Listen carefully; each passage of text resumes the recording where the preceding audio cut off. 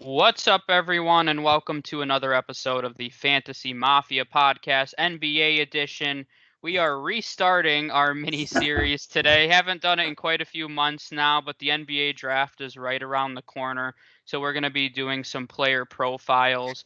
Today, we'll be focusing on Tre Jones. So, my name is Jordan Jaika, aka Dr. Fantasy. As always, here with the Fantasy Caveman.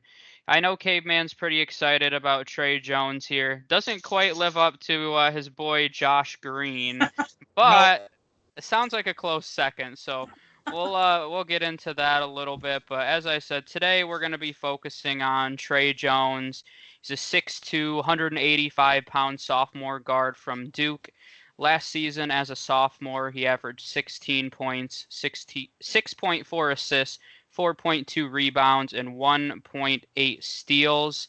So we'll kick it off. Essentially, the format here, we'll go over some strengths, weaknesses, a few teams that we think will be a good fit for him, and then a few NBA player comparisons. So we'll kick it off with some of his strengths here. Caveman, you want to go first? Since this is one of your, I'm going to call him one of your boys now. So oh yeah, one what of do my. you think he's good at? Oh man, look at that! Look at that! Sick.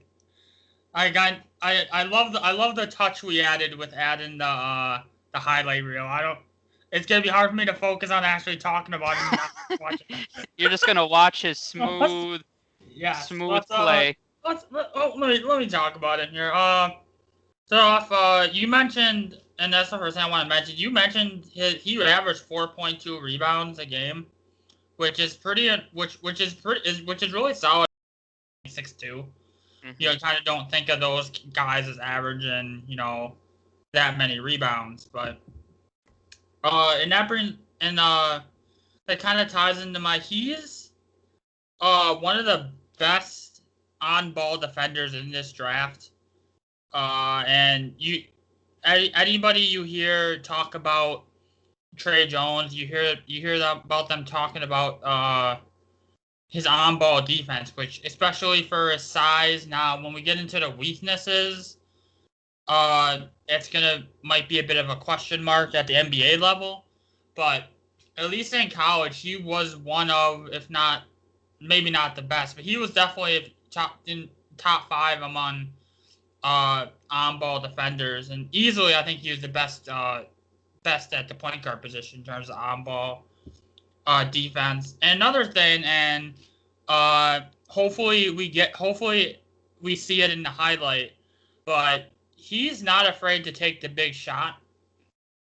He doesn't shy away in clutch moments. And I think when I look at a lot of guys coming into the league, especially in this draft particularly, I don't see a lot of guys that have that killer instinct and willing to take that shot and willing to, put the ball in their hands and make the play for their team. And that's what you saw from Tre Jones last year. He didn't have to do it his first season with Duke, but this past season they needed him to be that guy and step up, and he was certainly able to do it. And the last point before I kick it over to you, so I can just blank you out and watch some highlights. Screw is me, I'm just here for nothing. No, I think he makes very good decisions with the ball. I don't think he forces up a lot of bad shots. He has a high IQ on both ends of the floor, I would say. So, and that's nice to see with the guy coming out of the college, to be able that he doesn't force up bad shots and makes good decisions. And one of the things that I really like about him is when I watch him and when you watch these highlights, one of the things that kind of stands out to me is he honestly seems like a typical Spurs point guard. Like he just plays Oh the boy. game. I mean, I don't think he should go to the Spurs. I think they're set at point guard right now, and I don't think it would be ideal for him. But he has that kind of style where he has a high IQ. He makes the extra Mm-hmm. pass when he needs to. He's unselfish, but it's not like his offensive game is embarrassing. So I'm glad that highlight and a few if you haven't catched it and you could rewind and look at it a little bit. But one of the things I really like defensively is he has great anticipation. I mean, he steals the ball with ease, and it seems like is always in the passing lane. So he's a great one-on-one defender, as Caveman mentioned. But I'm really impressed with the way that he anticipates. It seems like he just has perfect timing and I think Yep. he'll definitely be a threat to average over, a steal and a half a game in the NBA. So I think that's an underrated part of his game. You mentioned this is to me the classic point guard where he's a leader, a floor general. A lot you hear that term used a lot, but he really is the definition of that. And we get a nice commercial here. Yes. But he really is the classic definition of a floor general. He makes great passes, really unselfish, but like you said, he's not afraid to take the big shot. So, I mean, I think that's a valuable skill to have as a point guard. And he's a really interesting prospect in this draft for me because this is a very confusing draft, to say the least. When you look at any mock draft, I mean, these guys are going all over the place. I've seen Tre Jones go mid-second round. I've seen him go in the lottery, late lottery in some. I've seen him go in the late first. So people are really unsure how to evaluate these prospects in this year's draft. But one common theme for me is a lot of them are raw. And one thing you can't say about Tre Jones is that he is raw. You could argue that he's one of the top few NBA-ready prospects in this draft. And I'm not saying day one he's going to be somebody's starting point guard, but he can at least, I think he could lead a second unit right now in the NBA. I think he's that ready defensively. Offensively, I'll talk a little bit about with his weaknesses, but I will say as a sophomore, he improved his three-point percentage 10%. So I think that's worth noting that he at least has some improvement. And of course, in these highlights, you see his stroke a few times and say, oh, he's a great three-point shooter. Obviously, we're not showing all of his misses, but he was a bit inconsistent as a freshman, but I like to see improvement, especially for a young player. So I think that's really promising. So I'm going to talk a little bit about his weaknesses first, then Caveman can clean it up a little bit. But I mentioned a little bit offensively, he is a little inconsistent shooting. I wouldn't call him a scorer first. I think we're very used to NBA point guards being scoring minded, and he's just not that kind of point guard. Can he score? He absolutely can, but he's looking to for his open teammates. He's looking to make a good pass and set up his teammates. He's more of a playmaker, a guy that's going to set up his teammates for good shots. So I think his offensive game has some room for improvement. And like I said, it was very promising. As only a sophomore, he already started to make that improvement. But I think that's a piece of his game he needs to work on. He's not the most athletic guy. I think we think of these high-flying guys in today's game. He's not that kind of point guard. I'd call him more of a traditional point guard. Not that there's anything wrong with that, but when we talk about a guy like LaMelo Ball later on, he's more of where point guards are starting to head. When we think of Ben Simmons, these 6'7", 6'8" plus guys that go out there, run the point. They're tall, they're athletic, they make plays, they can shoot the ball, they do it all. But he's just a traditional point guard, average size, not overly athletic. Then the last thing I'll say, some people view this as a weakness. I think in this class it's more of a strength. But he has a very high floor, but I don't know how high his upside is. I mean, I don't think he's the kind of guy that's going to be a perennial 10-time All-Star, but he's the kind of guy that can lead your second unit at the worst. I think if the worst case scenario in Tre Jones' career is he's a very solid point guard off the bench that provides great defense. Best case scenario, maybe he's a fringe all-star player. I don't see him becoming that all-star caliber player. I think he'll always kind of be on the fringe. Maybe he makes an all-star team or two, but I don't think he's going to be a perennial all-star. So you can take that as, a strength or weakness. Some people are looking for that high upside. Some people want a safe pick that is going to contribute. He's probably in a position draft stock wise where he's going to go to a team that's competing, and realistically he's not going to be starting right away, so he'll have an opportunity to come off the bench and really work on his offensive game. But I think he's a very safe pick. I think he's a good bet to be a good player in the NBA. And there's some guys we'll talk about that have superstar potential, but there's also a very high likelihood they're just going to fizzle out of the NBA, and I don't think that's the case with Tre Jones. Yeah, and that's part of the reason, especially in this draft class where so much is unknown with a lot of these guys. Even when you're talking about the top guys like LaMelo and guys up at the top as another commercial plays. uh, LaMelo Ball can, and it might be a tad unlikely, but LaMelo Ball can fizzle out. Like, he could be a total bust. I don't think Tre Jones. I mean, obviously anybody can bust, but I think it's highly unlikely that Tre Jones isn't an effective. At worst, their team's top playmaker off the bench. And one thing I will, my biggest weakness for him, like you mentioned the shooting, I think he can continue to improve that, and become, at least he's never gonna be like Steph Curry or anything like that.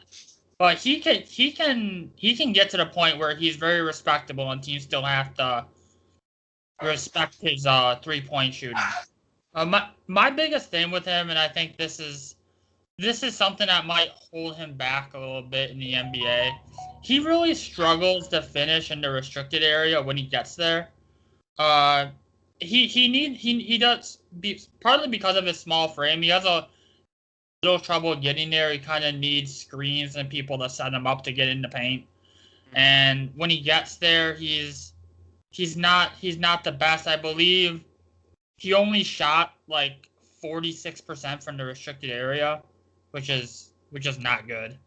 But I think that's something, and that might hold him back. But I think that can come with that can be worked on with time. But that's kind of the biggest weakness I see of him right now. What do you you have anything else to add before we get to his comparisons? No, I don't think so. One thing, if you're paying attention to the highlights right now, is he has been going one-on-one a lot with Cole Anthony, and he carved him up in that game. So as much as he's showing his strengths, he was showing Cole Anthony's weaknesses as a defender in this game.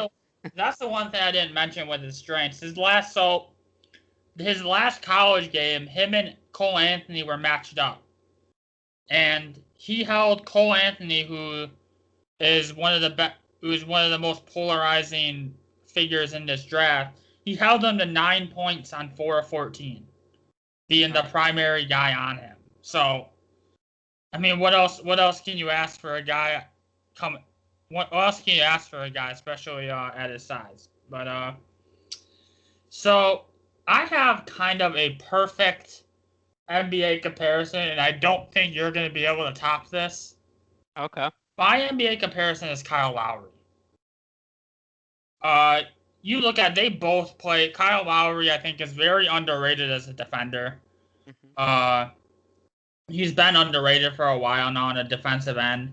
And he does, and similar to Tre Jones, he does just enough offensively to be able to help his team. You don't see Lowry going for 30 plus a lot at all, really. That's kind of not his game. That's very similar to Tre Jones. I think like Lowry, he'll do enough to be a threat, but he's gonna be mainly in charge of setting up a team, and that's why I like Kyle Lowry. That's why Kyle Lowry would be my top person. I have others, but I wanna hear what you have. Who do you think? Yeah, I think that's a good one. A few of the ones that I considered initially, and I think they're solid. It's more probably of their offensive game, but I had Darren Collison and Jeff Teague were two guys that came to mind. I think they're pretty traditional point guards. But I think the one that I personally like the most is Rajon Rondo, actually. So, and I like that you don't like that one. But when you talked a lot about his game in the beginning, when Rondo came out, he wasn't a strong offensive threat. I would still say he's not a strong offensive threat. Tre Jones' offensive game is not very refined. Rondo is a great rebounder at his size. As we mentioned, Tre Jones has that toughness. And that's one of the things I was looking for personally too, kind of that tough-minded, because I mean he's willing to go in there, he's willing to drive to the paint, even though he's not overly effective. But I think his defensive game is actually pretty strong to Rondo. Rondo's always been an underrated defender, so I think there's a lot of similarities in his game, especially when you look at Tre Jones being a little unrefined offensively. Rondo has never really been able to click offensively. I mean, throughout the entire course of his career, and couple that with him being a strong defender. I mentioned the anticipation early on. Rondo is very known for that. He's a guy that steals with ease in the NBA. So I personally like that one. I think Kyle Lowry would be more his top end. Maybe you can call Rondo the lower end of his range, but I think that's safe. If you said at the end of the day that his career was similar to Rondo's, I don't think that that would be a bad career at all. So I like that one. I saw a lot of websites and a lot of draft profiles that compared him to Jarrett Jack. I kind of see where they're going with that one. I don't know if that's giving Tre Jones quite enough credit. I mean, I think that might be his low end, but in the end, I think, when you think of names like Rondo, Darren Collison, Jeff Teague, not perennial all-stars. They've all made an all-star team or two, but they've been consistent leaders and floor generals, solid defenders, and I think that's what you're looking at. If he becomes Kyle Lowry's really developed into an perennial all-star really every season. So I definitely think I like that comparison. I think that's a good high end for him. And then I'll talk about a few ideal fits that I had for him. There was two, and I honestly couldn't decide which one I wanted to go with. One of the other reasons I kind of liked Rondo too. Rondo was the 21st pick in his class, so I think Tre Jones could go in that range as well. Yeah, but two that I couldn't personally decide on, I had the Jazz and the Boston Celtics as my top two. And the Jazz have the 23rd overall pick. We mentioned it. I remember us talking about this in the Jazz mini episode that we did, but Mike Conley's getting up there in age. They're going to need to look for a point guard of the future. And when you have Donovan Mitchell there, you don't necessarily want another scoring-minded guard there. So Tre Jones and Donovan Mitchell could be a perfect pairing, ideally. And the Jazz are also known for that gritty, tough defensive mindset. So I think that's a fit that makes a lot of sense. And then Boston has a bunch of picks late in the first round, 26 and 30.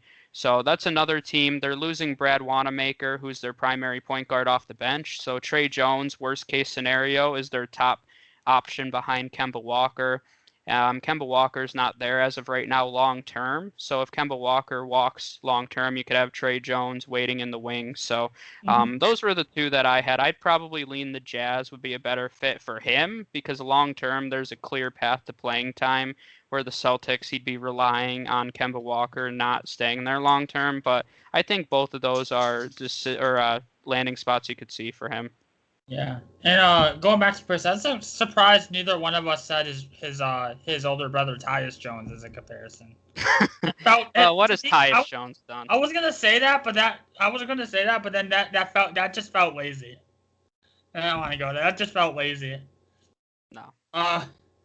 But like I love the Jazz. They were one of my teams. They would probably be the top team for me, like you said. They think they showed in the playoffs they need that defensive minded point guard to pair with Mitchell, and I think Tre Jones would fit it very well. Another team that could be interesting would be the 76ers. You wouldn't think long term you can put him in that backcourt and whatever you call Simmons. I don't even. But I have no idea anymore. I have no idea, but there's a lot of rumors that the Phillies going to be looking to shop Ben Simmons. And if they shop Ben Simmons, I think with all the shooters they have there, when they have underrated shooting, but they add a guy like Tyus Jones who I knew I was gonna do that once this episode. I was gonna call Tre Jones Tyus Jones, and I did it. Yeah, I was so close too. But I think Tre Jones, especially on defensive end, you put him there with Philly, and you give them you put him there with Thibault, who's an excellent defender, Josh Richardson, that's an excellent defender.